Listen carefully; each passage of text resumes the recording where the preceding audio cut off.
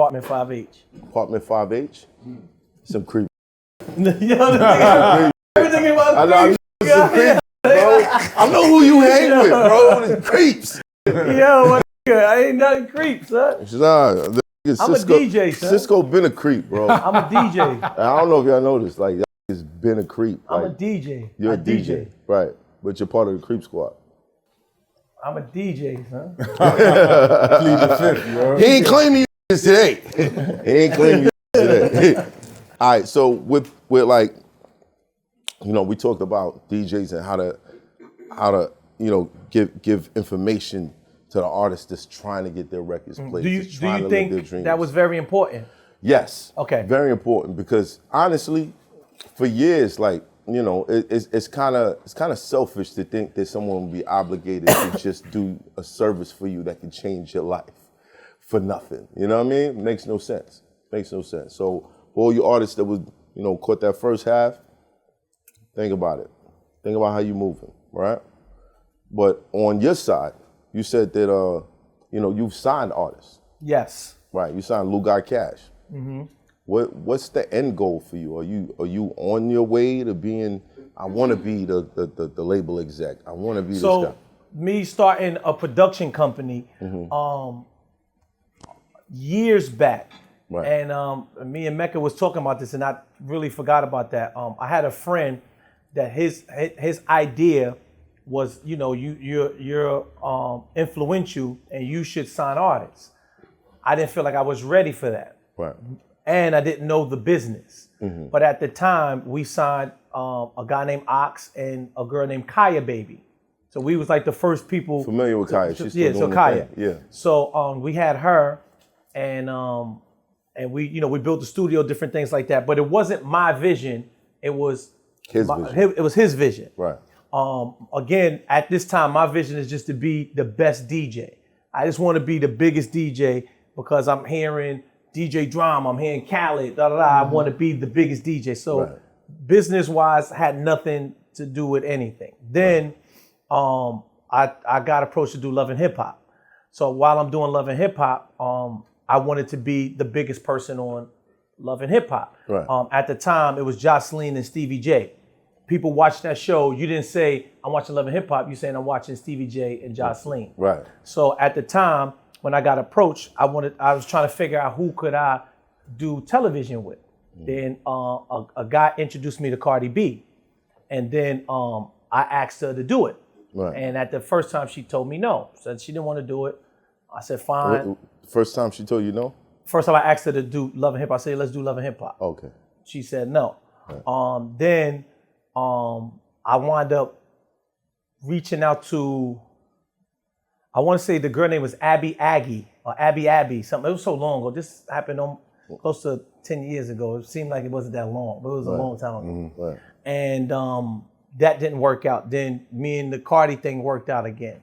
Then So she finally said yes. Yes. Okay. Right. What made her say yes? That part I don't know. You'd have to ask her. Okay. That part I really don't know.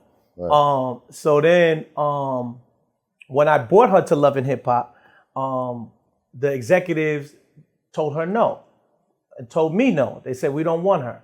You know, they said, we're not signing her. We don't want her. Different things like that. So But now, she was signed to you at this time. no, because again, I didn't have, the misconception is I had a record company. I had all this knowledge of being and again, this is DJ Self trying to be better than DJ Drama and DJ Khaled. Right. That's all I cared about. I didn't know about having a record company. I didn't know about signing I didn't have a lawyer, nothing. The first time I ever had a lawyer. Jesus Christ.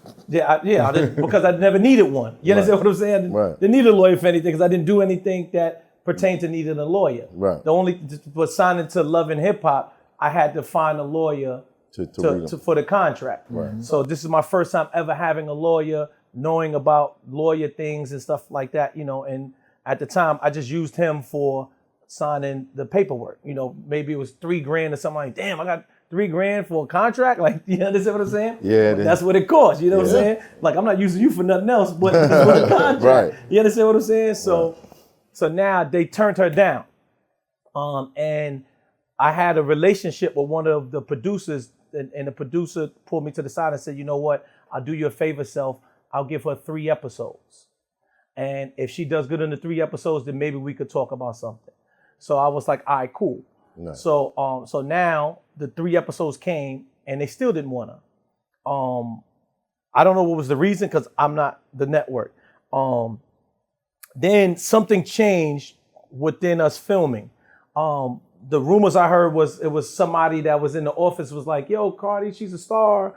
But it was something that happened. But I from what I remember, everybody has different stories. Right. You know, she'll say this, he'll say this, da da da. Right. You know, from my eyes, what happened, we were trying to keep her on the show.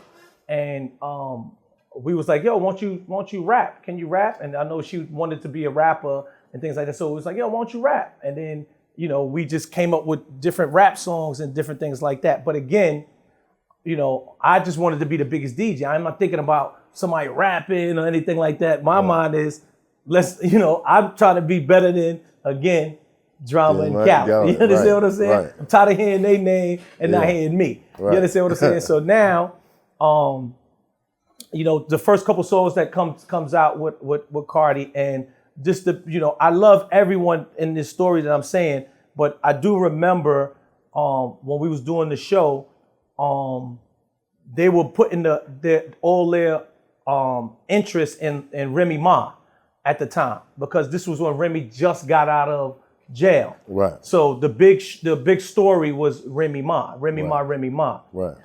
So they didn't care about nobody else. They didn't care about Cardi, they didn't care about nobody. It was Remy Ma. Then, if you look, the first episode was all about Remy Ma. Had no Cardi, no nothing on there, and it was like a big Twitter thing, like, okay, yeah, we love Remy, but where's Cardi? Where's Cardi? Where's Cardi? So they like, who the hell is Cardi? You understand what I'm saying? They're like, who's that? And I'm like, idiots, this is the girl that I bought here. Right. Da, da, da. So then they just kind of like filmed her whole season, like right then and there. You understand what I'm saying? Like right away. After that first episode. So is it safe to say you discovered her?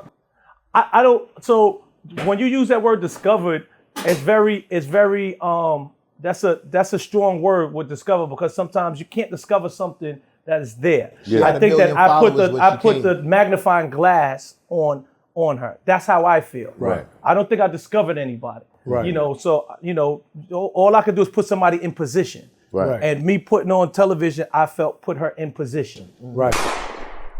It's hot for trapper turn smack rapper. Only smack rapper that you know is smack rappers. Got bars I can hang with the backpackers. Trap star, I don't hang with the backpackers. I'm in the hood with the work you heard. Making fiends leave earth you heard. Got your baby mama thirst you heard. Feel the flow, nigga, throw it in reverse. This the wave you need to surf you heard.